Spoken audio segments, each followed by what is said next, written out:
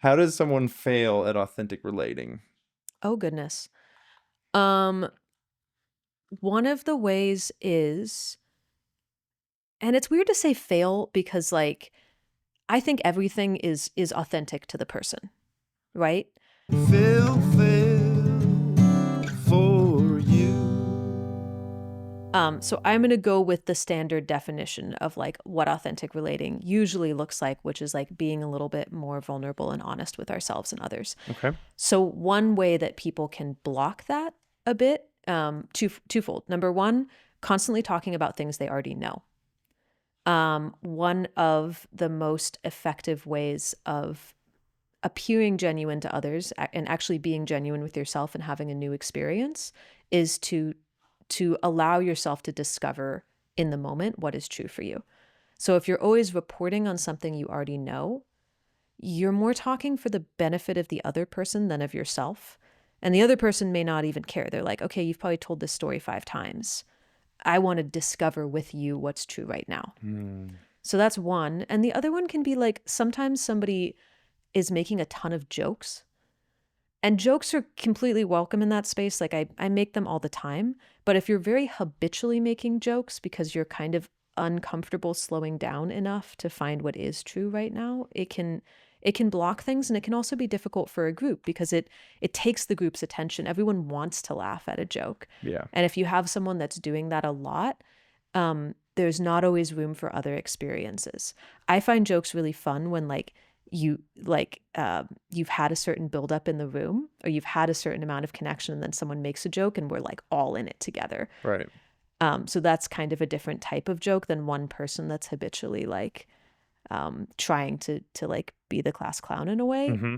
which is usually like, hey, I don't know what it looks like to slow down. It doesn't feel safe.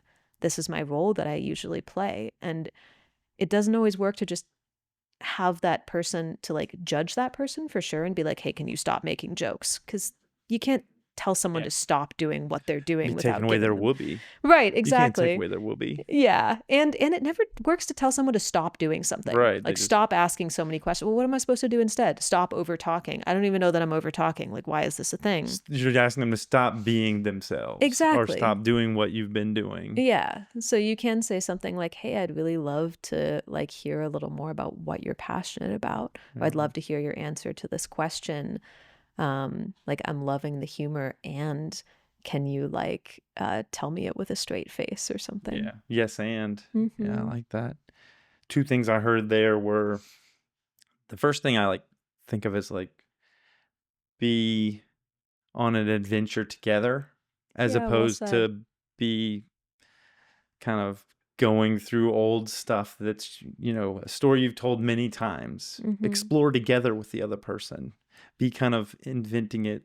Like I thought Lewis and Clark, be Lewis and Clark, not, you know, one adventurer recounting his own adventure. Y'all Mm-hmm. adventure together about something. Yeah. Is that kind of it? The Yeah, first part? totally. First Adventure part? together, even if you're just talking about yourself, like allow yourself to discover a new way of telling the story. Like, for Mm. instance, a fun game to play with networking is have people go and introduce themselves to each other and like talk about what they do, right? So you give them a couple minutes each to do that. Mm-hmm. Then you have them go to someone else and you're like, okay, talk about what you do, but you can't use any of the words you used the first time. Nice.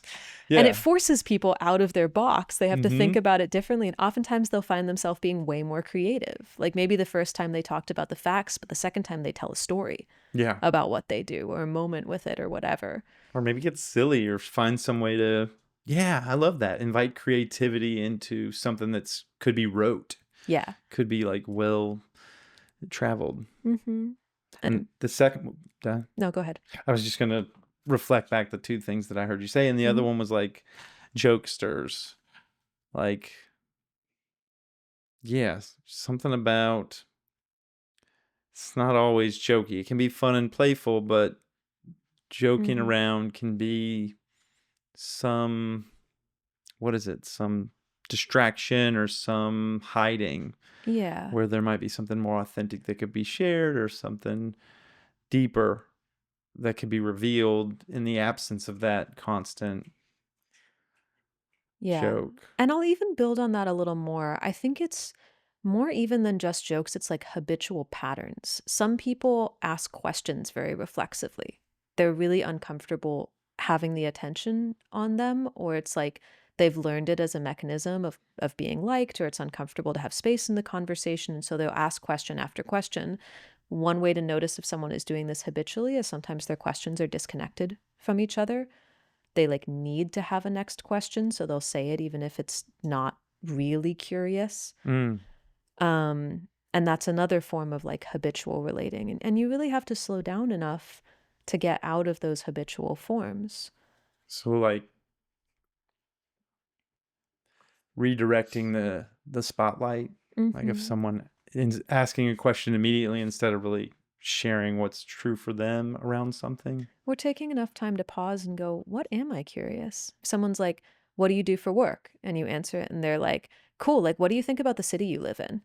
And then Yeah. you answer it and then they're Like like, there's no do you like have any kids? right, Yeah. there's no logical train of thought where one question leads to some other exploration that's tied. Non Yeah. sequitur questions, a bunch of them. Yeah. It's like, yeah, like, can we slow down and say, like, it seems like you're reading from a list of questions that you've got to ask before we get done. Uh-huh. Yeah, that makes sense. Mm-hmm. Those are two good ways to fail, I can imagine.